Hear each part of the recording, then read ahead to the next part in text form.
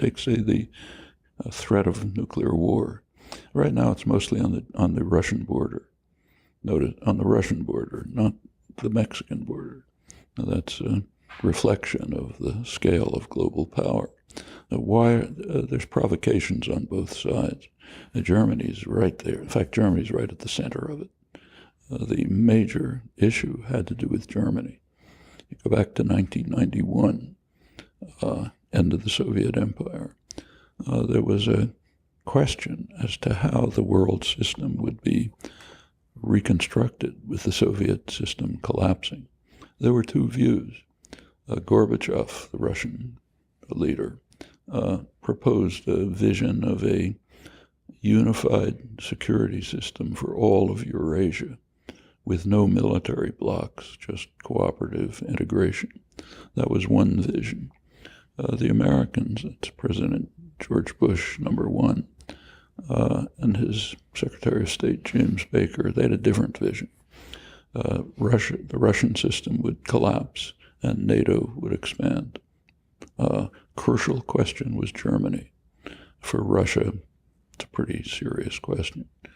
Germany alone had practically destroyed Russia twice during the preceding century, and earlier other Western invasions from Western Europe. So what happened to Germany was going to be a serious question. Gorbachev agreed to allow Germany to be unified, East and West, and even to join NATO, a hostile military alliance, which was quite a concession. But there was an agreement, he thought. The agreement was that NATO would not expand 1 inch to the east. That was the phrase that was used, which meant East Germany. NATO immediately expanded to East Germany. When Gorbachev protested, the Americans pointed out correctly that it wasn't a written agreement. It was just a verbal agreement, like a handshake. So if you trust us, it's kind of your problem. So NATO expanded to East Germany. Under the following years, under Clinton, it expanded to the former Russian Empire, all the way to the borders of Russia. That in 2008 and again in 2013 under Obama, NATO offered admission to NATO to Ukraine. Take a look at the map and history. Ukraine is right in the geopolitical strategic heartland of Russia, apart from long historical other connections.